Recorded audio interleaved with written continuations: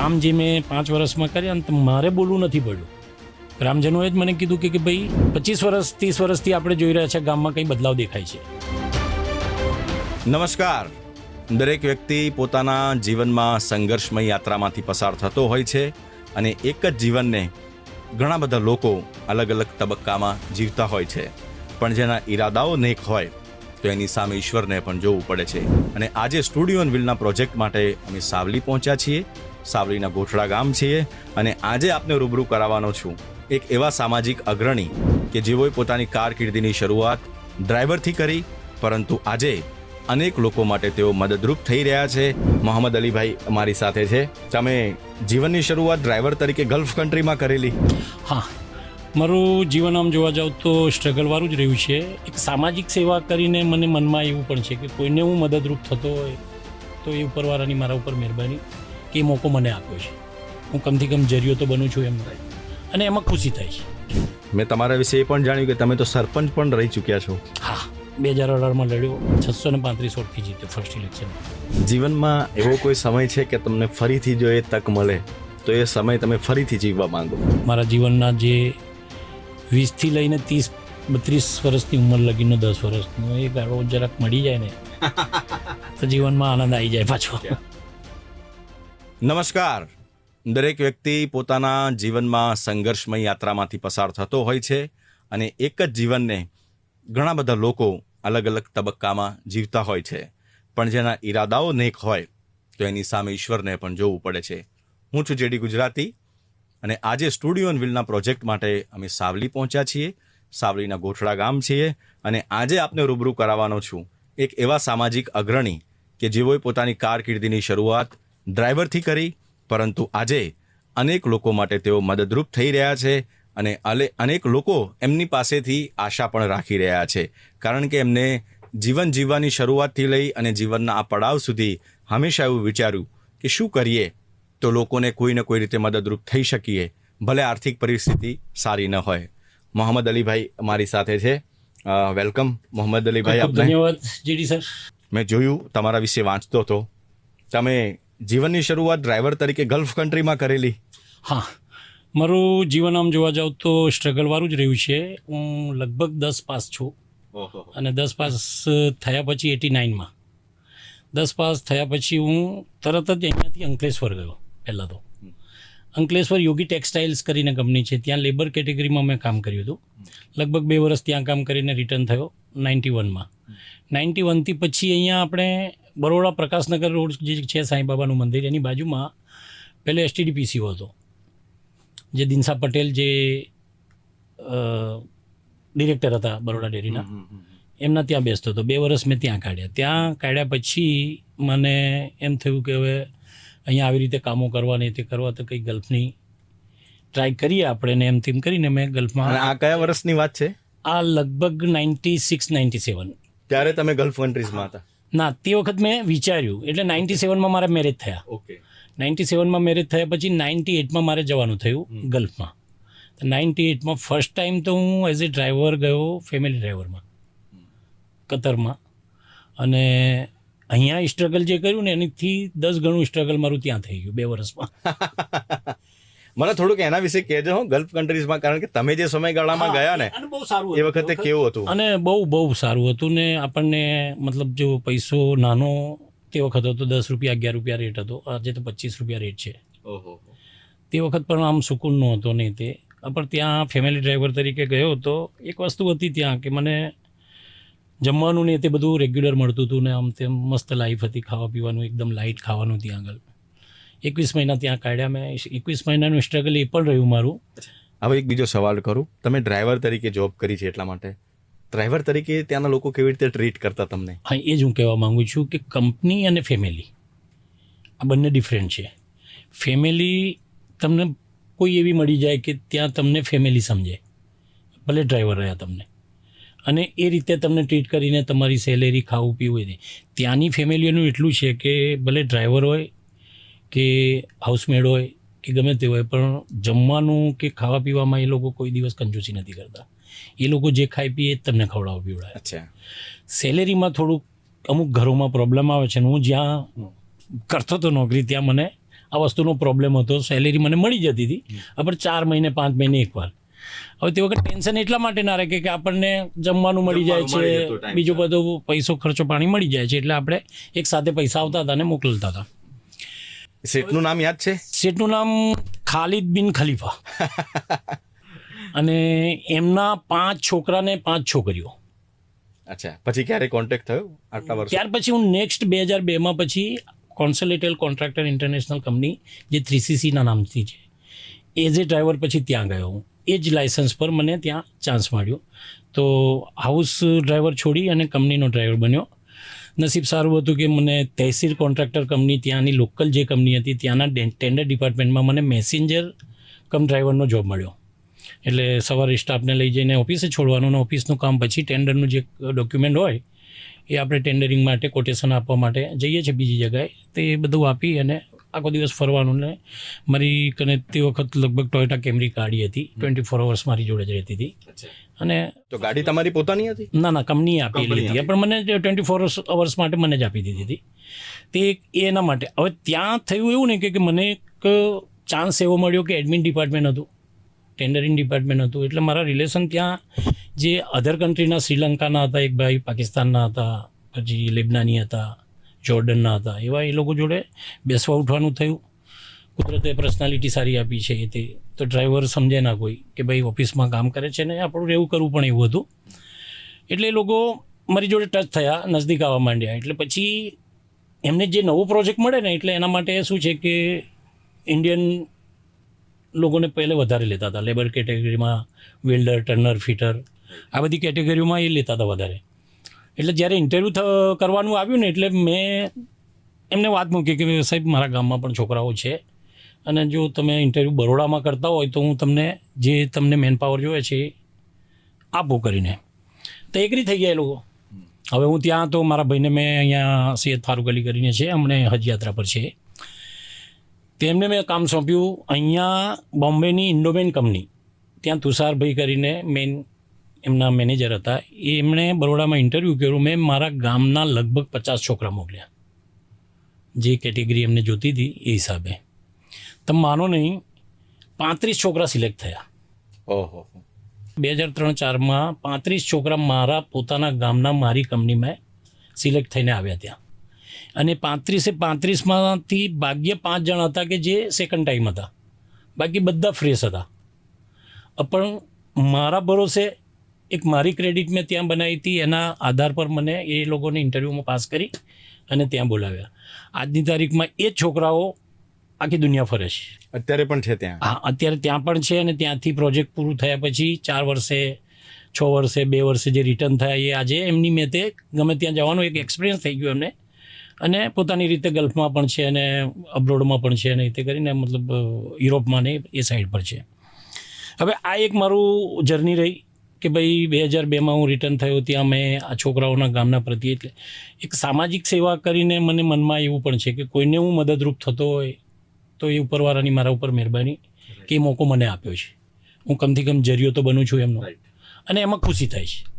મેં બહુ માર્ક કર્યો કે મેં પૈસા લઈને કોઈ આપણે જર્ની કરીએ અને પૈસાના ખર્ચે દમ પર આગળ વધીએ, એમાં મજા નથી આવતી. પણ પોતાની જાત, પોતાનો ટાઈમ ને ઘસીને આ કોઈની માટે જઈએ ને તો બહુ મજા આવે છે, ખુશી આવે છે, એક ચહેરા પર સ્માઇલ આવે છે. મેં એ જ જાણી, તમે પછી એવું શું માઇન્ડમાં આવ્યું કે હવે મારે ઇન્ડિયા પાછું જતું રહેવું છે? હવે 2009 લગીને તો પ્રોજેક્ટ અમારું ચાલ્યું. અચ્છા, એ પ્રોજેક્ટમાં કતરમાં જે હમણાં આ ઈરાન અમેરિકાનું યુદ્ધ ચાલે છે ને, ત્યાં રાસલાફાન કરીને ન્યૂઝમાં જોયું હશે તમે, ત્યાં જ્યાં બોમ્બમારી થઈ, એ પ્રોજેક્ટ હું જ્યારે ત્યાં હતો ને ત્યારે બન્યો. બહુ મોટી કંપની, 1 લાખ મેન પાવર હતું ને, એ મેન પાવર 1 લાખ મેન પાવરમાંથી 35,000 ખાલી ઇન્ડિયન હતા. ઓહો.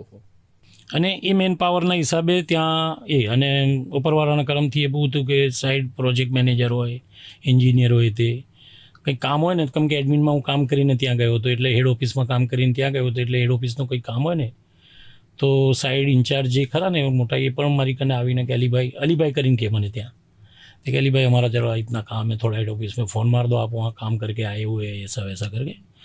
એટલે કુદરતે મને જ્યારે આગે થવાને હું મોકો આપ્યો છે, કેપ્ટનશીપનો મોકો આપ્યો છે, ત્યાં મને કેપ્ટનશીપ મળી પણ છે, અને એમાં કુદરતે મને કામયાબ પણ કર્યો છે.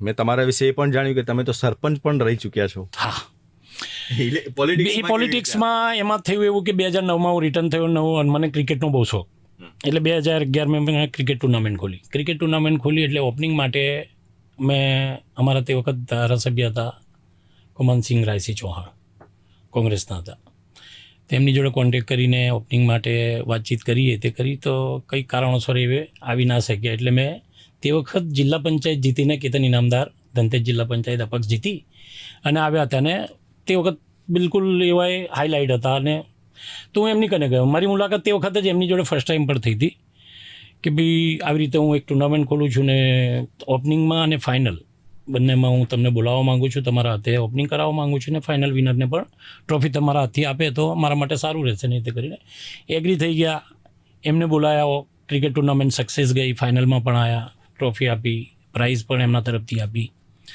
ત્યાર પછી હું એમની જોડે કનેક્ટ થયો. એ મારું રાજકારણ તે જ વખતથી શરૂ, એવું સમજી લો, પહેલાંથી નહીં. મારા અહીંયા ગામમાં મારા જ રિલેટિવ છે જે રાજકારણમાં વર્ષોથી છે.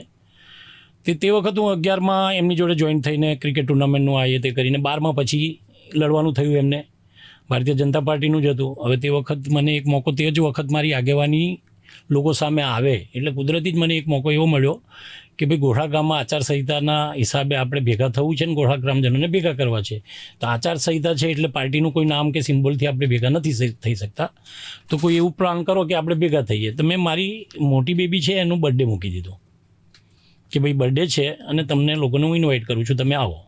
એમ કરીને લગભગ 2500-3000 માણસનું મેં જમણવારી રાખી અને એ લોકોને બોલાવીને અહીંયા ફર્સ્ટ ટાઈમ મેં એ ભેગા કર્યા હતા. એક આપણી શક્તિ પ્રદર્શન જેવું થયું ને લોકોને કે ભાઈ ના એક લાગ્યું કે ભાઈ મારા કહેવાથી પબ્લિક આવી ગઈ છે, સારું છે કે પોઝિટિવ મને વિચારે છે ને પોઝિટિવ છે. એ વસ્તુ થઈ. 12માં ટિકિટ જાહેર થઈ. ટિકિટ જાહેર ના થવાથી ધારાસભ્યને જ્યારે રજૂઆતો અમે લોકોએ જ કરી કે ભાઈ હવે ભાઈ આટલું મહેનત કરી રહ્યા છો ને તમે આગળ વધી રહ્યા છો ને ભલે ટિકિટ ના મળી તો આપણે અપક્ષ લડીએ. એટલે અપક્ષની તૈયારી બધી પબ્લિકને ભેગા થઈને એમને કરાવડાવી અને અપક્ષ લડ્યા, જીતી ગયા. ત્યાર પછી રનિંગમાં એ દરમિયાન એ જીત્યા પછી મારે પછી એકવાર જવાનું થયું સઉદી. અચ્છા. એટલે 2013થી 15 પાછો હું સઉદી પાછા ગયા. ત્રીજી વાર? હા, ત્રીજી વાર. આમ ત્રીજી વાર કહેવાય. 2 વાર કતરમાં અને 1 વાર સઉદીમાં. તો સઉદીમાં જે છે એક બાસિમ લોજિસ્ટિક કંપની છે, ત્યાં ગયો. હવે ત્યાં જે ગયો ને તો ત્યાંના માલિક જે છે ને અહીંયા આપણા બેંગ્લોરના છે, મેન ઓનર, અને મારા મામા ત્યાં વર્ષોથી કામ કરે છે, તો એમની ભલામણથી હું ત્યાં ગયો હતો. હવે 2 વર્ષ મેં ત્યાં કાઢ્યા અને 2 વર્ષ 2015માં રિટર્ન આવી ગયો. રિટર્ન આવ્યા પછી અહીંયા પછી જેવી રીતે પહેલાં સોશિયલને લોકો માટે ભાગદોડ ચાલતી હતી એવી ચાલીને 2018માં ઇલેક્શન જાહેર થયો, સામાન્ય સીટ આવી. એટલે મેં વિચાર્યું કે ભાઈ પંચાયતનો ઇલેક્શન છે, સરપંચ બનીને કંઈક કરીએ. એટલે સરપંચની રજૂઆત લોકો સામે કરી કે ભાઈ હું સરપંચ લડું તો કે લડ, સારામાં સારું કે. તો મારા રિલેટિવ છે જે ને છે એ લોકોને મેં પૂછ્યું પણ પહેલાં કે ભાઈ આવી રીતે મારો ઈરાદો થાય છે, મારે લડવું છે, તો તમારા અંદરથી કોઈને લડવું હોય તો હું એ વસ્તુ ના લડું, તમે ફર્સ્ટ આવો.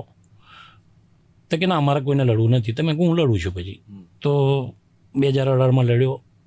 ત્યાં ચાલુ જે સરપંચ હતા કૌશિકગીરી ગોસાઈ કરીને, એમના સામે લડ્યો. એમને પણ મેં ઓફર કરી હતી, પોઝિટિવ એટલો છું હું કે ભાઈ તું જ ચાલુ રહે, તું સારું કામ કરે છે, તું સરપંચ બની જાઉં, હું ડેપ્યુટી સરપંચ બની જાઉં, આપણે બિનહરીફ જેવું રાખીએ, પણ અમુક જે છે એ વસ્તુ તારે છોડવી પડશે એમ કરીને. જે આપણને નેગેટિવિટી દેખાતી હતી કે ભાઈ ગામના માટે સારું નથી એનું જે છે તે એ વસ્તુ તું છોડી દે તો હું તારી જોડે માગું. તો કે ના, તું લડી લે ને, કે હું તો જીતવાનો જ છું. કે મેં કહું લડી લઈએ. આપણે જીત્યા, 635 વોટથી જીત્યો ફર્સ્ટ ઇલેક્શન.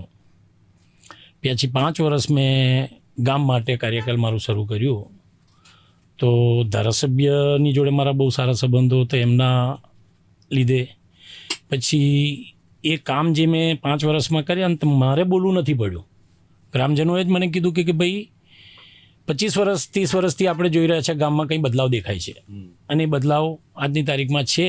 એટલે તે સારું કામ કર્યું તેને એમ પોઝિટિવ આપણને મળતું ગયું. આપણી આવડતને આપણા કોન્ફિડન્સના હિસાબે આપણે આગળ વધતા ગયા. જ્યાં મિટિંગ હોય કે ક્યાં રજૂઆત કરવાની હોય તે તે અંદર ઘૂસતો ગયો. હું અધિકારીઓ હોય, પોલીસ સ્ટેશન હોય, મામલતદાર, કલેક્ટર, ત્યાં લગીને હું ડાયરેક્ટ કનેક્ટ કરીને મારી રજૂઆત મૂકવા જતો હતો. એ તે કરીને ત્યાંથી મને કોન્ફિડન્સ વધવા માંડ્યું અને હું આગળ વધવા માંડ્યો. એવી રીતે 2018થી લઈને 22 લગીનું મારી ટર્મ પૂરી થઈ. પણ 22માં આવી ગયું. પછી લેડીઝ સીટ આવી. હવે એમની પણ એક સ્ટોરી છે. લેડીઝ સીટમાં એવું થયું કે મારા ઘરમાં ઉમેદવાર નહોતો, કેમ કે મેં 2018થી 22 જે કાઢ્યા ને એ મારું પ્રોબ્લેમમાં એવું સામેવાળાએ કર્યું હતું કે મારા 3 છોકરા છે.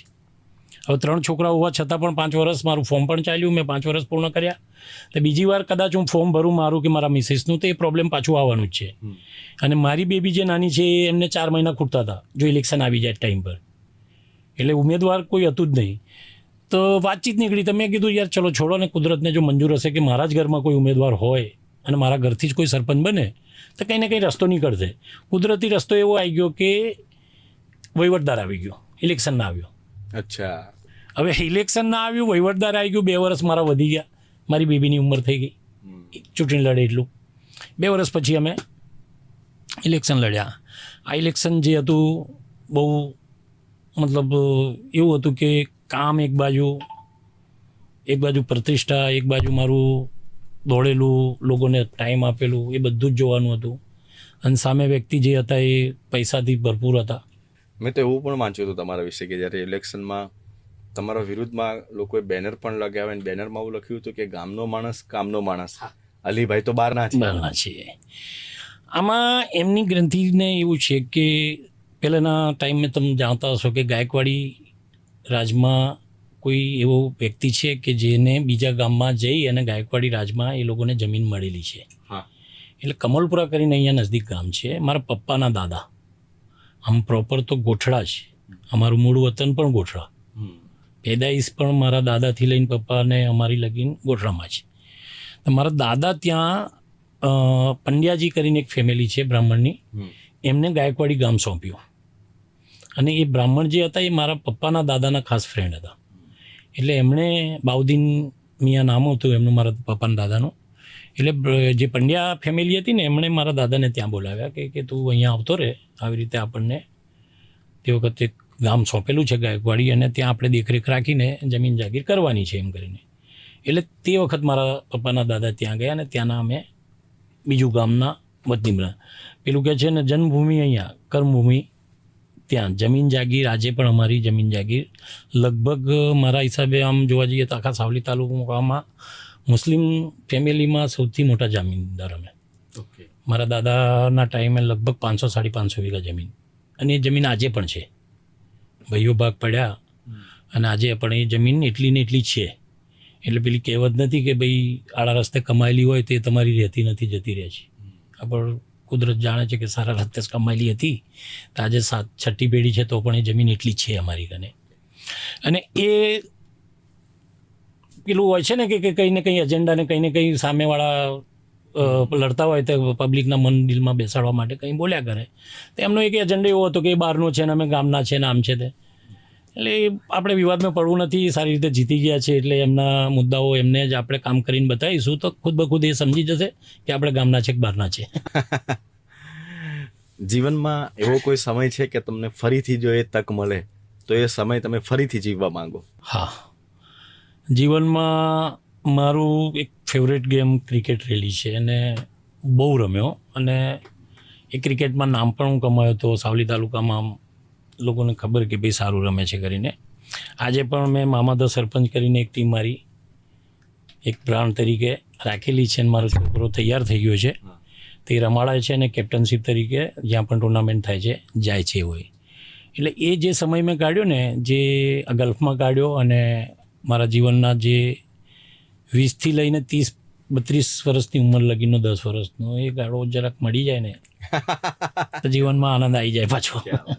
એક છેલ્લો પ્રશ્ન પૂછું, લાઈફમાં એવું કંઈ ઘટે છે કે યાર આ હોત તો સારું હતું એમ? હા, અને એ ઘટવાનું મને સમજી લો ને કે 2018 પછીનું 18થી 22 ઇલેક્શન લડીને સરપંચ બન્યો ને ત્યારે, અને ત્યાર પછીનો આ બીજો ઇલેક્શન લડ્યો. આજે પણ મને એક વસ્તુનો એ થાય છે ને મને ભરોસો પણ છે કે હું એ વસ્તુનું દૂર કરી દઈશ. એ જે ઘટતું છે એ મારી ગામની લાગણી બહુ મને, અને એ લાગણી એવી રીતે છે કે મને કે મેં જે ઈરાદાથી ઉતર્યો હતો કે 2018માં કે ભાઈ ગામમાં મોટું ગામ છે, ફાઇનાન્શિયલી સ્ટ્રોંગ, પોલિટિકલી સ્ટ્રોંગ, આજુબાજુ આવક છે કંપનીઓની, ગામમાં એક સારી છાપ છે કે ગોઠરાનું રાજકારણ એટલે એક એવું રાજકારણ કે જે મુખ્યમંત્રી લગીન પહોંચશે અહીંના લોકોની, લોકલ લોકોની. તો એટલું બધું હોવા છતાં પણ આપણું ગામ કમ પાછળ રહે, ડેવલપમેન્ટ કમ ના થાય. આજે ડેવલપમેન્ટ કરવાનું પોતાના પૈસાથી તો કરવાનું હોતું નથી. સરકારના પૈસા આવે છે, તમારી કંપનીઓમાં, ગામમાં કંપનીઓ હોય ત્યાંનું તમે પીટી પ્રોફેશનલ ટેક્સ હોય કે પછી પ્રોપર્ટી ટેક્સ હોય એ પણ આવે છે તમને.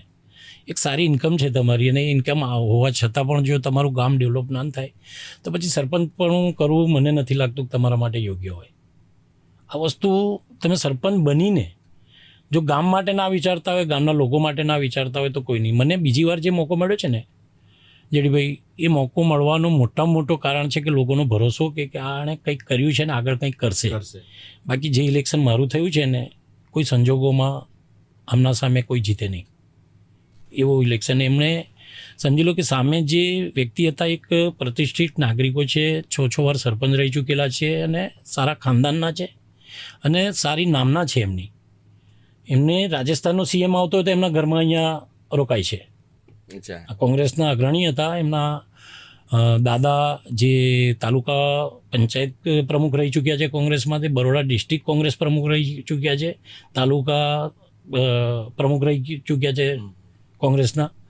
અને એ લોકો સામે જીતીને આવ્યું તો એક મને એવું લાગે છે કે ગામ લોકોએ મારા ઉપર બહુ ભરોસો રાખ્યો છે અને એ ભરોસોને હું પાર પાડવા માટે હમણાં જે મહેનત હું કરી રહ્યો છું, મારા ગામના જે અધૂરા કામો છે, મેં મેન રસ્તાનું કામ હમણાં શરૂ કર્યું છે. જે મેન રસ્તાનું મેન કામ છે મારું, એવું સમજી લો કે એ થશે ને તો લગભગ એવું લાગશે કે 80% કામો પૂરું થઈ ગયું છે. પોતાના સંતોષ થશે એ મને અધૂરું લાગે છે. એટલે એ અધૂરું લાગે છે એની શરૂઆત મેં કરી દીધું છે પૂરું કરવા માટેની.